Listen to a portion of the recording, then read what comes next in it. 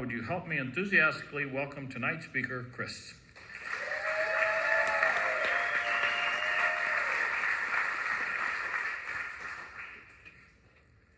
My name's Chris, I'm an alcoholic.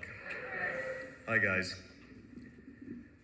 So, congratulations to everybody that took chips.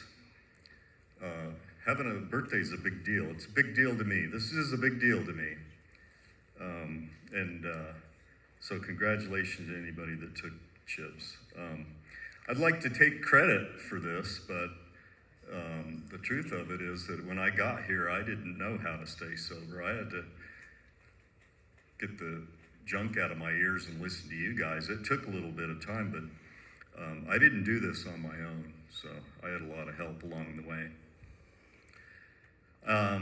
I'd like to stand up here and show you how smart I am, but I've also, all the ideas that I have, I've stolen from you guys too, so, I didn't, my entire recovery has been borrowed from people that I know, people that I've met in AA. I invited 9 members of my family to join us in celebration tonight, and they all declined. But I knew that you guys would be here, so thank you for that.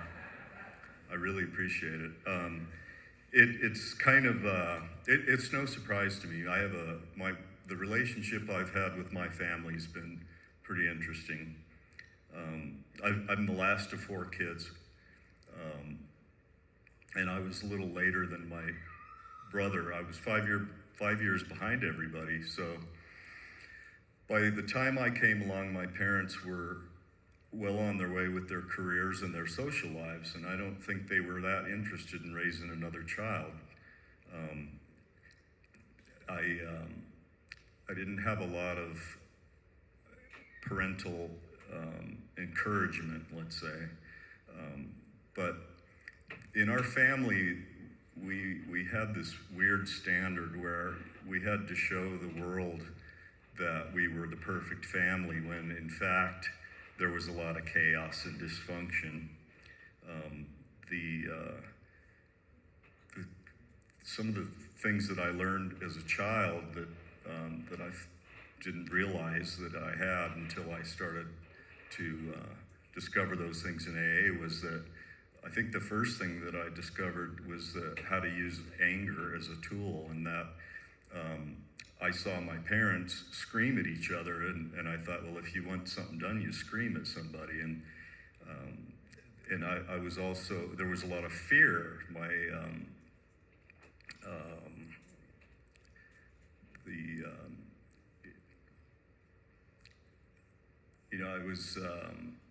I was never really very confident because of the way I was, the interactions I had with my family. My dad was a hard worker, and I understand now that his idea of love was to provide for the family, but that made him very absent. When he got home from work, he would get his coffee and sit in his chair and read the newspaper, so he was not to be bothered. So that's kind of the relationship I had with my father, and every time I had something like today where I was celebrating something that I thought was important, it didn't seem like it was a big deal to him. In fact, I quit going to him with my achievements because they were always met with, yeah, but, you could have done better, or, I've tried to, whenever I had a dream I wanted to follow, he would always point out all the things that could go wrong. So I was always, in any scenario, I was always thinking about what could go wrong, and that kept me awake many nights. My mother, she's still alive. In fact, the 4th, she will celebrate 91 years on this planet, and we're gonna go over there and visit with her. She is,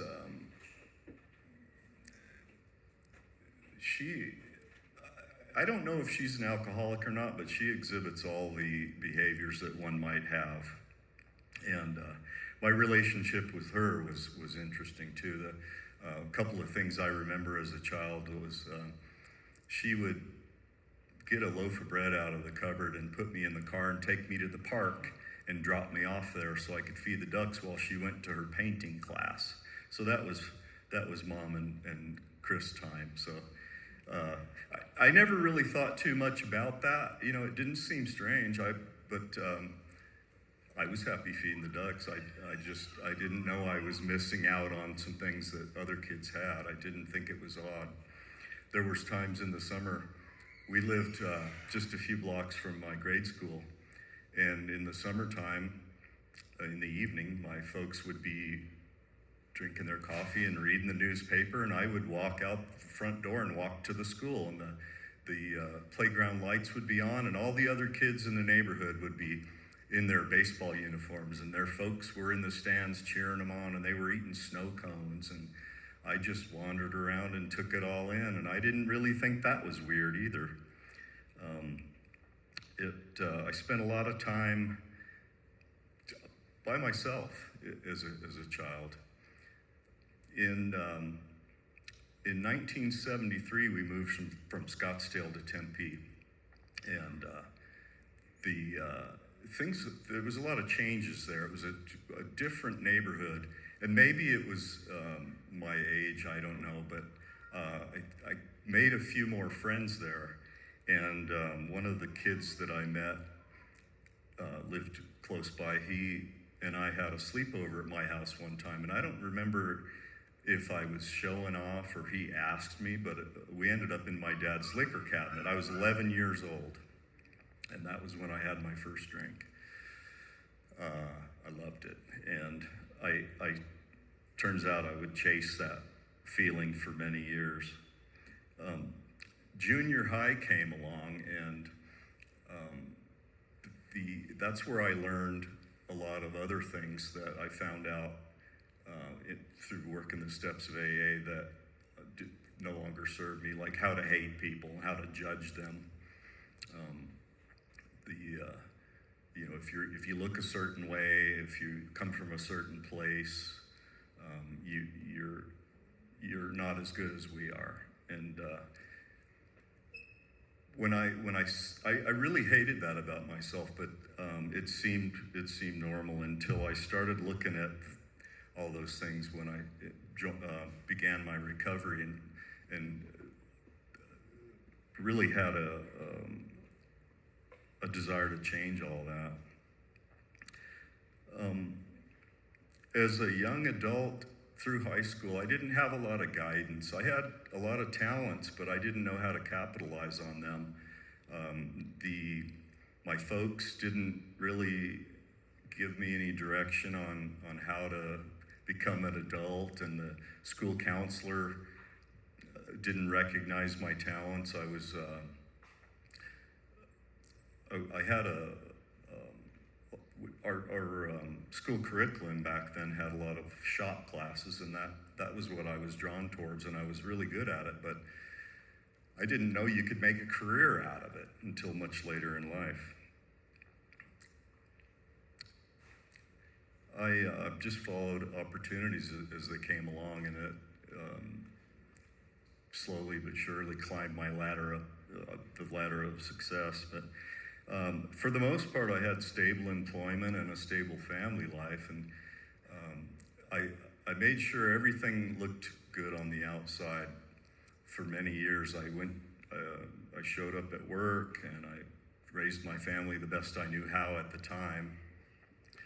But inside, there was really something wrong. I thought I had all kinds of problems. I thought I was mentally ill at one point. I just couldn't understand what was happening to me. But I was miserable, and my drinking became worse because of that, because that was really the only way I could quiet my mind down. I had, I think a lot of us have that where, at night, instead of sleeping, I would relive every bad decision I ever made, and it's exhausting when you have to live like that. So that's really, in a nutshell, that's how I got here. The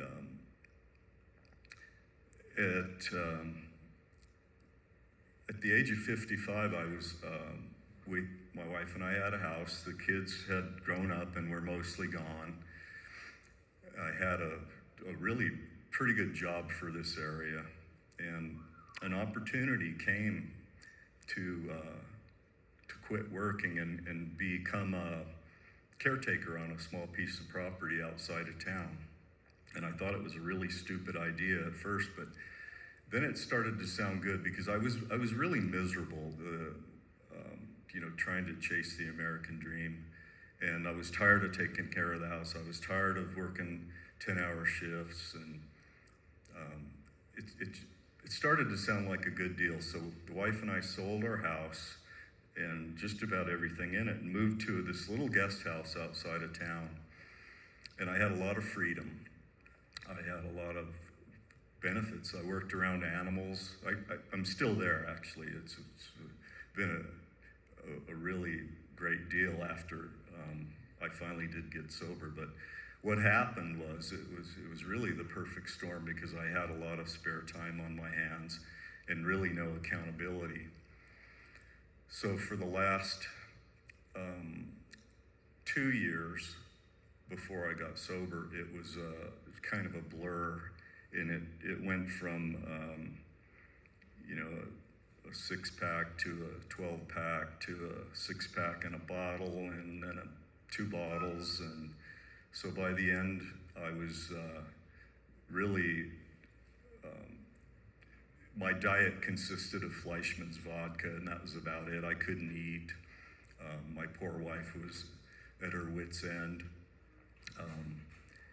But I didn't know what to do. I was miserable and I wanted to quit, but I didn't know there was a way to do that. I really thought that I would spend the rest of my life just being miserable.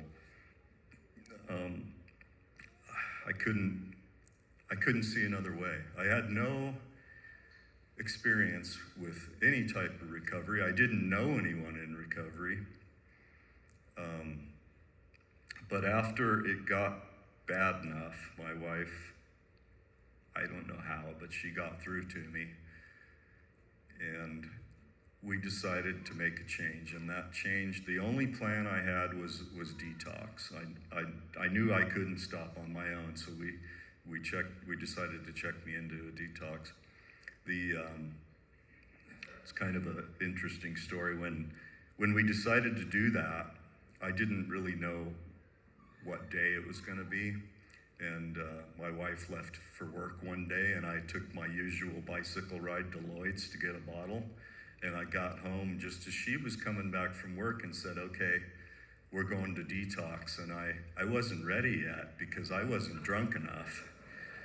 So I made up some excuse. I got to go to the neighbors and take care of her horses, and I took that pint of Fleischmann's vodka with me, and I guzzled it.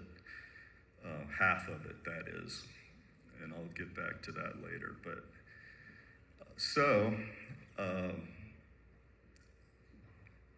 I'm trying to think of what that felt like. But anyway, I got home and I said, okay, let's go. And I guess I was. It's really a weird feeling when you know you're about to make a change for the better, but it's almost like you're saying goodbye to an old friend. It was very strange. We drove to the detox, and they didn't have a bed yet, so I had to sit there for several hours, and I was going out of my mind. But when they finally did take me back, it was midday or after lunch, and during the intake process, they gave you a breathalyzer, and I blew a .309, and I was very lucid. I wasn't slurring my words, and I wasn't stumbling. So it takes a lot of practice to get to that point and be able to drink that much and not be asleep or blacked out. But I don't know if I should be bragging about that or not, but that's where I was at. So during my stay there, I had, after I slept for the first couple of days, I saw a book on the table in the day room, and I looked at it, and it was the first time I'd ever seen any AA literature. And I didn't really know what to make of it, honestly. I don't remember what I read or if it meant anything to me, but I remember seeing it there. And the doctor that was on staff there, he would see me every day, and I remember him saying that when your hands stop shaking so bad, we'll let you out of here. I was very shaky. I was that guy that was at Lloyd's when they unlocked the door at 9 a.m. and walked in there like this, shaking and counting change for a bottle of cheap vodka. It was very embarrassing, but you do what you gotta do. So anyway, this doctor said to me, "What are you gonna do when you get out?" And I said, "I don't know. I don't have a plan." He said, "Well, you're gonna need some sort of aftercare." And I said, "What's that? I don't know what that means. This is all new to me." He said, "Well, I think you should go to a long-term treatment program." And I said, "There's no way." "Why?" "I've got responsibilities." He said, "What about AA?" And I said, I don't know. Yeah, I guess I could try that. And he said, "Go to AA and get yourself a sponsor right away and get a guy with double digits." And I said, "What's that mean?" He said, "A guy with 10 years or more." And I said, "Okay." So that's really all I knew. I got out on February 15th, 2020, Valentine's Day. My wife picked me up. On the way home, I said, I got to do two things. I need some Mexican food, and I want to go by Intergroup and buy the big book. And when I got that book, I thought, man, I'm not much of a reader, never have been. And so the size of that book scared me a little bit. But I did look at it a little bit. And but I still didn't have a plan. There was no way that I was going to find an AA meeting and walk into it by myself. I just know myself too well. That wasn't going to happen. I needed somebody to give me a push, and I was hoping that my wife might help me with that. I was very codependent, and she did everything for me, so I was hoping that at least one more time she would do that. But the next morning, February 15th, 2020, my landlady met me outside. I was still very foggy, let's say, and she said, "Hey, I'm gonna send you a phone number of a friend of mine. I want you to call him right now." And I called this guy, and he's like, "Hey, it's Matt. I'm visiting from New York, and I want to go to some AA meetings while I'm here. Would you like to go with me?" And I said, "Yeah, yeah, I would. I can't drive. You'd have to come get me." He's, "No problem." He was so annoying with his happy, "This is going to be so great, man. I'm helping a new guy." And he talked the whole way over there, and it was really annoying. I just love the guy, though, for what he did for me. That's how I got my start. And on the way, he gave me a few pointers on what I might expect. And I was a bit nervous, but having him in tow helped me a lot. I was able to take those steps, and get into the meeting. But he picked the meeting. It was the 1, 2, 3 meeting at Safe Harbor, the beginners meeting. When we got there, Pat M. greeted me. He's dressed up in a suit and tie, and I'm like, what is this all about? Why is this guy all dressed up, And he's smiling, and there's nothing funny about this for me yet. So it was just very foreign. We got in the meeting, and it was a 15-minute speaker with discussion afterwards. and they after the speaker, they give you they give the opportunity for people with the lowest amount of time to speak first. It's kind of a neat way to run a meeting. But the speaker that day was a guy named Isaac, and I had never heard anything like what I heard from him. And it was the first time. I had tried so many times to explain to someone else how I felt. And I didn't have the communication skills, for one, but I didn't feel like there was anybody I could talk to that understood what I was talking about. Only another alcoholic that's been through that, what I had just gone through, would know the kind of misery that is. And Isaac, I felt that. And it wasn't what he said or how he said it. It was the way that I felt. It was I related to what he was saying. And they did give me a chance to talk, and I said, well, I just got out of detox yesterday, and I'm here. My friend brought me.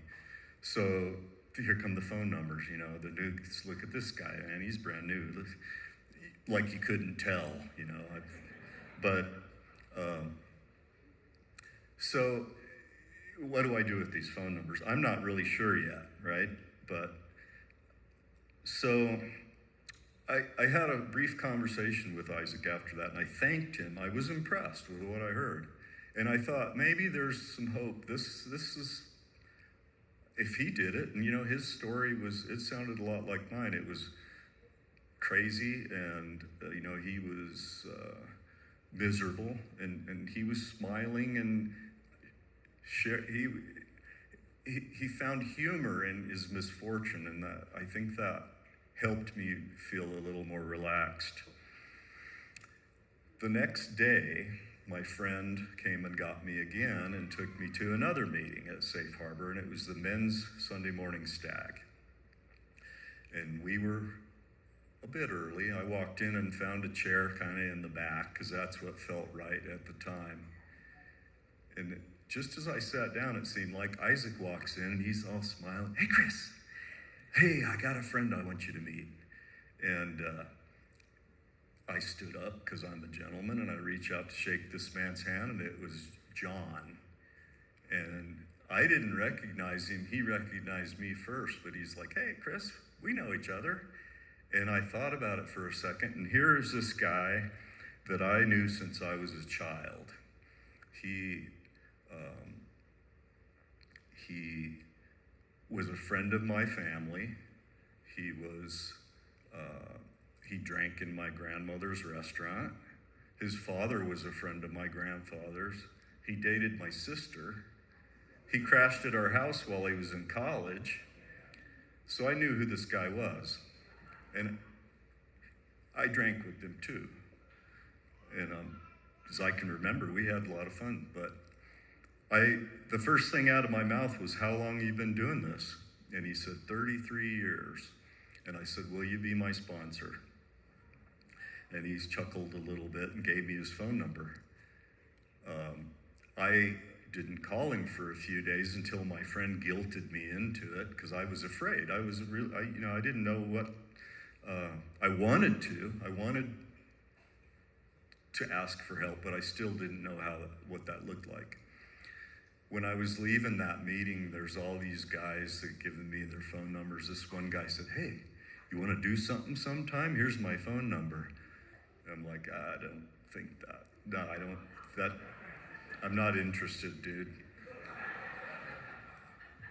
But for the first couple of weeks, I think it was probably, I think my friend took me to one or two more meetings that first part of that week, and then I was kind of on my own. I knew where Safe Harbor was, so I started going there. But I remember sitting on my couch looking at that piece of paper with those phone numbers on it, with my phone in my hand, and thinking of all the reasons why it was a bad idea to call somebody that I didn't know. He's busy. These guys work. They don't want to hear from me. I didn't get it, but I needed them. I really did. It took me a little while to understand that they just wanted to help me.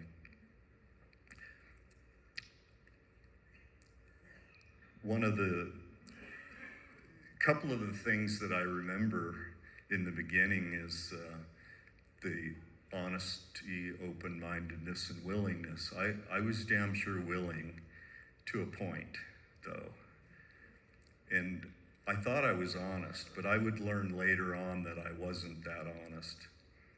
And open-mindedness, that's continually evolving with me. I thought I was pretty open-minded too, but when I started looking at all those things with the help of a caring and knowledgeable, experienced sponsor and the literature and lots of meetings, I started finding these things out that I wasn't honest. And the proof of the honesty part comes about 6 months into the program when I had to go to my second detox. And I wasn't making those phone calls when I was in trouble. I know now that I make those phone calls probably way more than a lot of people like, because it's always the same stuff. It's always, this guy pissed me off, help me, what do I do? And after hundreds of phone calls like that, sometimes I can get unpissed at somebody when they piss me off.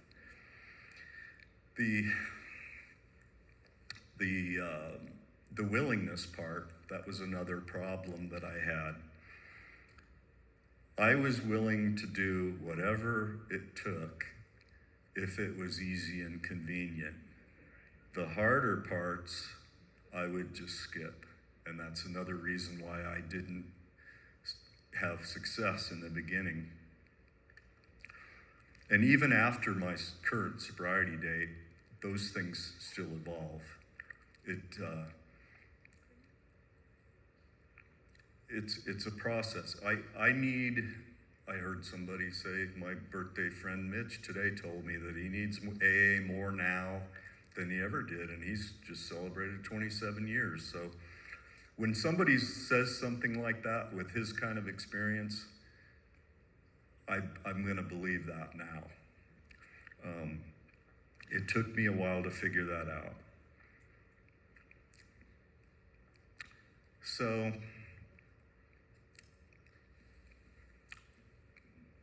today, this is what it looks like for me. There's been a lot of changes, and they didn't come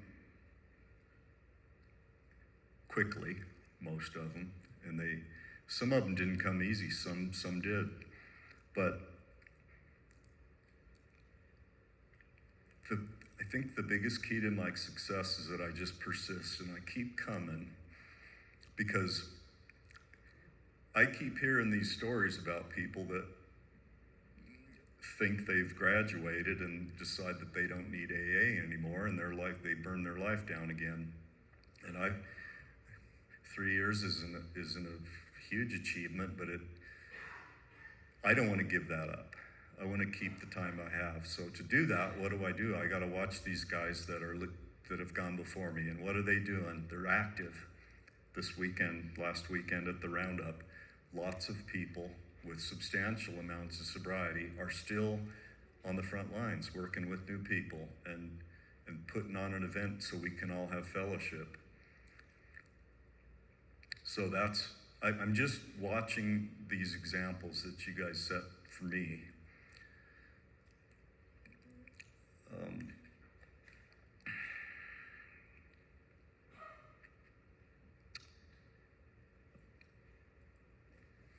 I'd like to just like to illustrate a couple of things that I've had some challenges in my sobriety, and one of them was probably the biggest challenge of my life, not to mention my sobriety. And it came right after it's actually another anniversary coming this month, the third anniversary of my youngest son's passing. He was one of us. Alcoholism is a family disease, and it runs rampant through my family.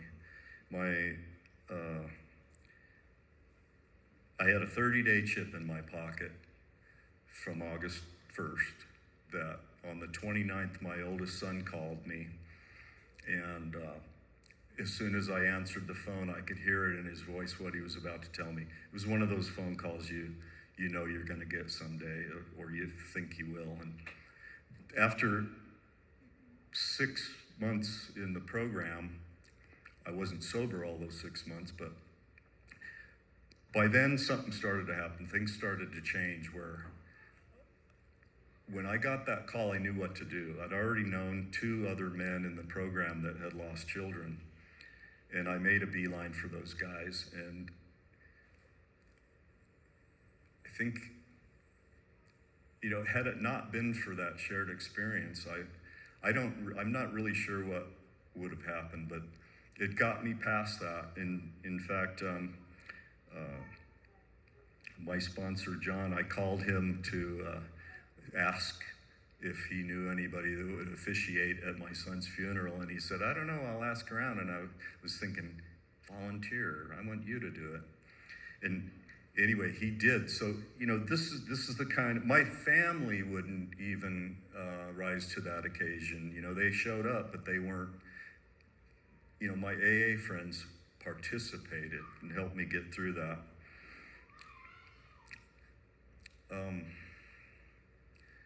Well, I guess I've run out of steam, so as the timer has suggested that if I do, not to stand up here and bore you all with making stuff up. So I really appreciate this opportunity. Thank you, Rarely Group. Thank you.